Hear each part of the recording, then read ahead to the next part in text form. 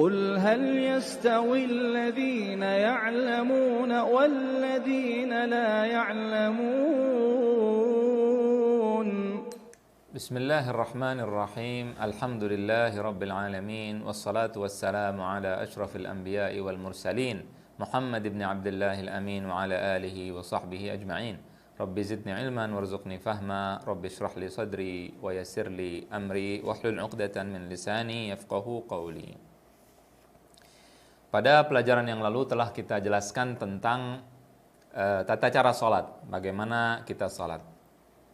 Dijelaskan juga apa yang harus kita lakukan pada saat kita sholat, bacaan-bacaan yang kita baca pada saat sholat, dan telah dijelaskan juga ada perbedaan-perbedaan sighah atau bentuk dalam doa-doa sholat. Jadi ada sebagian orang baca doanya Allahumma ba'id baini wa baina khataayaya. Kemudian ada yang baca Allahu Akbar kabira, ini wajhtu wajhiya lilladzi fatara samawati wal ard, dan sebagainya. Ini tidak ada masalah sama sekali. Kenapa? Karena semuanya berasal dari Rasulullah SAW, dan sebagian ulama mengatakan bahwa Rasulullah kadang baca ini, kadang baca itu.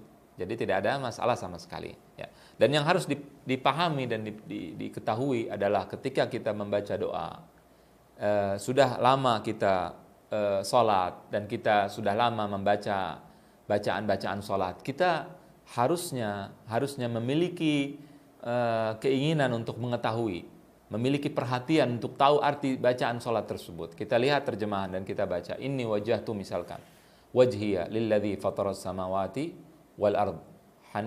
Kita dalam baca, misalnya kita baca inna salati wa nusuki wa mahyaya wa mamati lillahi rabbil alamin. Kata-kata ini sangat penting untuk dipahami dan dimengerti seorang muslim. Inna salati, salatku, sesungguhnya salatku, wa nusuki, dan pengorbananku, wa mahyaya, dan kehidupanku, wa mamati, dan kematianku, lillahi rabbil alamin. Ini ikrar setiap hari kita baca. Janji, sumpah setia, kehidupanku, kematianku bukan untuk keluarga, bukan untuk pribadi, bukan untuk orang tua, bukan untuk tanah air, bukan untuk yang lain, tidak, tapi untuk Allah Subhanahu wa taala. Kalau kita perjuangan kita untuk Allah, kemudian salat kita untuk Allah, kehidupan kita dan kematian kita untuk Allah, maka kita akan menjadi berkah untuk diri kita, keluarga kita, tanah air kita, teman-teman kita, dan semuanya. Karena Allah akan mengajarkan yang benar dan yang baik kepada kita semua. Dan Allah mengajarkan kita untuk melakukan yang terbaik untuk keluarga kita, untuk ibu kita, untuk diri kita, dan untuk juga tanah air kita, dan untuk keluarga kita. Ya, namun banyak orang Islam sekarang yang tidak melaksanakan ikrarnya yang dia baca tiap hari. Ini yang menjadi masalah, karena mereka sebagian tidak mengerti.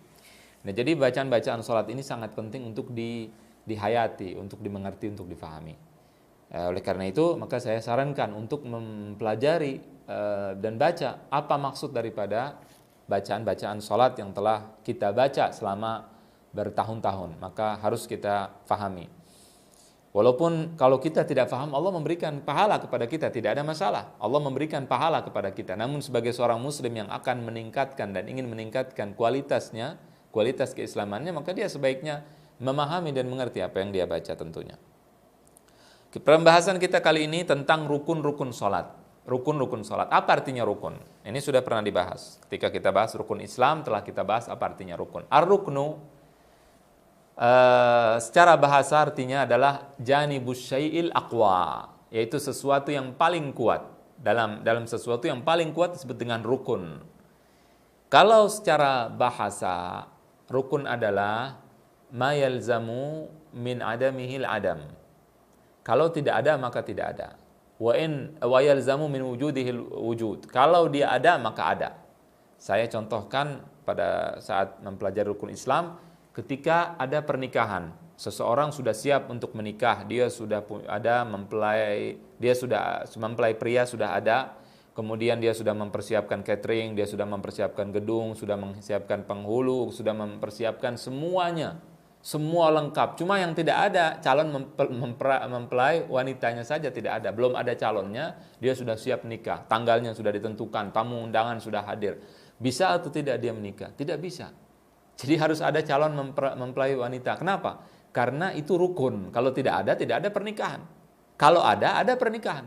Begitu. Jadi rukun. Begitu juga perempuan sudah ada, cuman calon mempelai pria tidak ada misalkan, belum dicari. Maka tidak ada pernikahan. Nah ini harus difahami, itu artinya rukun. Nah rukun-rukun sholat. Rukun sholat kemarin sudah kita jelaskan juga artinya adalah af'alun wa aqwalun makhsusatun. Ya, perbuatan ruku, sujud, i'tidal, dan juga perkataan-perkataan yang dikhususkan, khusus untuk sholat. Perkataan dan perbuatannya khusus untuk sholat, gerakan-gerakan khusus sholat. Kemudian perkataan-perkataan zikir-zikir sholat khusus. Muftatahatun bit takbir, dimulai dengan takbir, muhtatamatun bit taslim, dan diakhiri dengan taslim, dengan salam. Rukun-rukun sholat terbagi menjadi 4 bagian. Ya, ada yang mengatakan rukun sholat 13, ada yang mengatakan 17, ada yang mengatakan 14, ya, dan seterusnya. Namun perbedaan ini sama saja sebenarnya. Akan saya jelaskan kenapa saya katakan sama. Yang mengatakan 13 dengan 17 sama, ya sama. Tidak ada bedanya. 14 juga sama. Akan kita jelaskan kenapa, bagaimana cara menghitung. Jadi bedanya di cara menghitung, bukan di rukun-rukunnya beda, tidak, tapi di cara menghitungnya saja. Terbagi menjadi 4 bagian. Ya, yang pertama disebut dengan rukun qauli atau rukun atau sebelumnya rukun fi'li. Rukun fi'li yaitu rukun gerakan, rukun perbuatan yang dilakukan dengan gerakan, bukan dengan ucapan, namanya fi'li. Itu ada 6. Yang pertama berdiri, jika mampu tentunya, harus berdiri kalau mampu. Ya. Dan sebelum saya masuk ke sini, ke rukun, ada satu hal yang penting diketahui. Rukun di dalam mazhab Syafi'i dengan wajib tidak ada bedanya. Maka nanti di buku kalau ada dibedakan wajib sholat dengan rukun sholat, maka dalam mazhab Syafi'i tidak beda. Tidak beda. Dalam mazhab lain dibedakan, tapi dalam mazhab Syafi'i tidak ada bedanya antara rukun sholat dengan wajib sholat. Dalam semua hal, dalam rukun puasa artinya wajib puasa. Dalam rukun zakat artinya wajib zakat. Dalam rukun sholat sama, rukun wudu sama, wajib. Rukun dengan wajib sama artinya. Ya. Adapun dalam bab haji nanti berbeda. Jadi kalau di dalam mazhab Syafi'i semua rukun dan wajib itu semuanya sama pengertiannya kecuali di dalam bab haji. Jadi rukun sholat yang fi'li, yang gerakan apa saja? Yang pertama adalah yang pertama adalah berdiri jika mampu. Al-qiyam lil qadir, berdiri jika mampu. Itu yang pertama. Kemudian yang kedua adalah ruku'. Ruku' pada saat ruku' itu gerakannya rukun, tidak boleh ditinggalkan. Kemudian i'tidal, berdiri dari ruku'. Kemudian sujud kita ketahui. Kemudian duduk di antara 2 sujud. Kemudian duduk tasyahud akhir. 6. Ya, ini rukun salat. Ya, duduk tasyahud awal bukan rukun salat. Duduk tasyahud awal bukan rukun salat, disunnahkan, sunnah. Nanti akan dipelajari. Jadi 6 ini adalah rukun fi'li. Gerakan 6. Kemudian setelah itu rukun qauli, rukun ucapan yang kita ucapkan. Apa saja? Yang pertama adalah takbiratul ihram. Allahu Akbar, ucapannya. Ucapan Allahu Akbar yang pertama saja. Kalau yang ketika ruku dan sebagainya bukan rukun. Sunnah. Yang rukun adalah pada saat takbiratul ihram. Allahu Akbar yang pertama itu adalah rukun qauli yang pertama, rukun salat yang pertama, qauli, ucapan. Kemudian membaca Al-Fatihah. Bismillahirrahmanirrahim. A'udzubillahi minasyaitonir rajim. Bismillahirrahmanirrahim. A'udzubillah itu sunnah. Bismillah, dari bismillah wajib sampai waladdallin itu wajib. Ya, membaca Al-Fatihah. Kemudian setelah membaca Al-Fatihah, maka kemudian membaca at-tasyahud al-akhir. Tasyahud akhir, bacaannya yang kemarin kita pelajari, at-tahiyatul mubarakatus salawatut thayyibatulillah, adalah rukun salat. Kemudian salawat kepada Rasulullah di tasyahud yang akhir, yang terakhir. Tasyahud yang terakhir artinya kalau tasyahudnya ada 2 seperti salat duhur, salat asar, salat isya, maka yang dimaksud dengan tasyahud akhir adalah yang terakhir. Kalau salatnya cuma 1 kali tasyahud, maka yang dimaksud adalah tasyahud yang 1 kali itu. Seperti salat subuh cuma ada 1 kali tasyahud, maka itu tasyahud yang dimaksud. Jadi tasyahud akhir, dan kemudian yang ketiga membaca tasyahud akhir. Kemudian yang keempat membaca sholawat pada Rasulullah SAW di tasyahud akhir, baca sholawat pada Nabi. Ya. Dan yang kelima adalah salam. Assalamualaikum warahmatullahi, itu adalah rukun sholat. Tidak nengoknya bukan rukun. Nengok bukan rukun sholat. Tapi disunnahkan. Nah, kemudian salam yang pertama yang rukun, yang kedua bukan rukun. Ini yang harus dipahami. Itu ada 5 jadinya. Yang pertama tadi takbiratul ihram, baca Allahu Akbar, kemudian baca surat Al-Fatihah, membaca tasyahud akhir, kemudian membaca sholawat kepada Rasulullah tasyahud akhir, kemudian setelah itu salam yang pertama. Nah, ini adalah 5 tadi 6, berapa? 6 tambah 5, 11. Yang tadi yang fi'li, yang gerakan 6, sekarang yang 5 berarti 11. Kemudian ada namanya rukun qalbi, rukun yang di hati. Apa rukun di hati? Rukun di hati adalah kita niat sholat. Ya, niat sholat. Ini sholat subuh, ini sholat zuhur, harus kita niatkan. Jadi niatkan adalah saya niat sholat wajib. Sebutkan wajibnya apa? Fardu apa fardunya?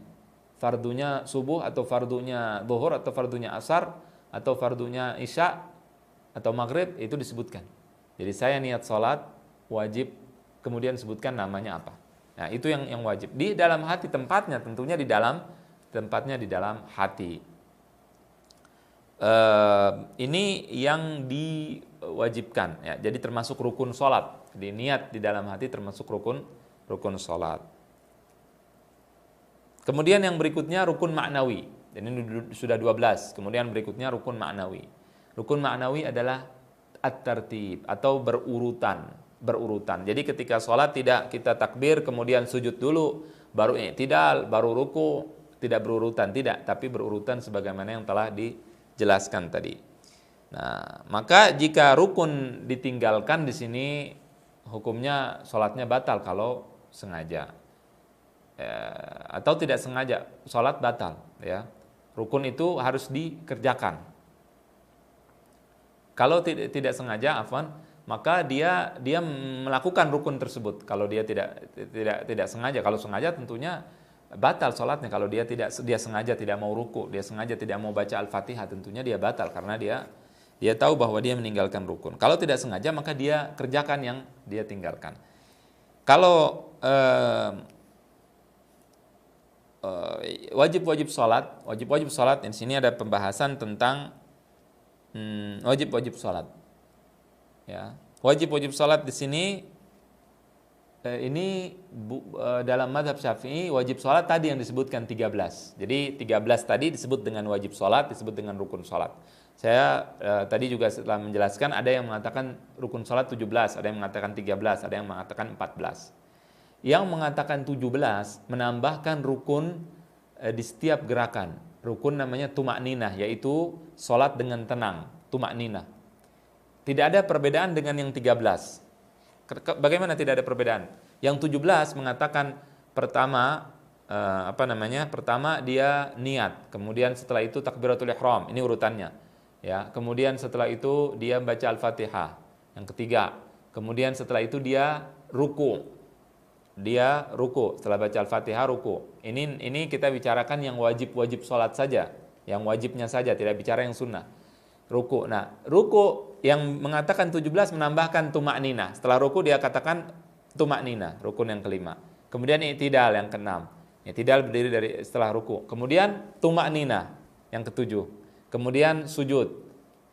Ya, ke-8. Kemudian tuma'ninah setelah sujud. Kemudian duduk di antara dua sujud, nomor 10. Kemudian yang ke-11 tuma'ninah. Jadi tuma'ninah terus, ada tuma'ninahnya. Tuma'ninah. Kemudian setelah itu tasyahud. Duduk untuk tasyahud yang pertama. Yang terakhir, duduk tasyahud terakhir. Kemudian membaca tasyahud membaca bacaan tasyahud. Pada saat duduk baca. Karena ada beda antara duduk saja dengan membaca. Jadi duduknya rukun, bacanya juga rukun. Kemudian sholawat kepada Rasulullah Shallallahu Alaihi Wasallam pada tasyahud akhir. Kemudian setelah itu, setelah sholawat dia dia membaca salawat kepada Rasulullah SAW, kemudian salam. Dia salam artinya mengatakan assalamualaikum, kemudian setelah itu dia melakukan dengan at-tertib atau dengan berurutan. Nah ini jadi 17 semuanya. Ini 17 dengan yang 13 tidak berbeda, karena yang ke-13 ketika mengatakan ruku, maka itu mensyaratkan ruku itu harus dengan tumakninah. Jadi tidak disebut ruku yang mengatakan 13, ruku itu tidak ada kalau tidak ada tumakninahnya. Jadi sama saja. Jadi ruku, kalau dia katakan ruku berarti sudah otomatis ada tumakninah. Jadi kalau kita pernah lihat di YouTube ada orang sholat Allahu Akbar sami Allahu liman hamidah, Allahu Akbar, Allahu Akbar, Allahu Akbar, Allahu Akbar, itu tidak benar. Mendingan tidak sholat. Lebih baik dia baca buku di rumahnya atau dia tidur, lebih baik daripada sholat seperti itu. Ya, ini banyak orang yang sembarangan sholat, dan kita telah ketahui dan yang diajarkan oleh Rasulullah SAW bahwa sholat itu dengan tumakninah, harus ada tumakninahnya. Ini yang harus dipahami.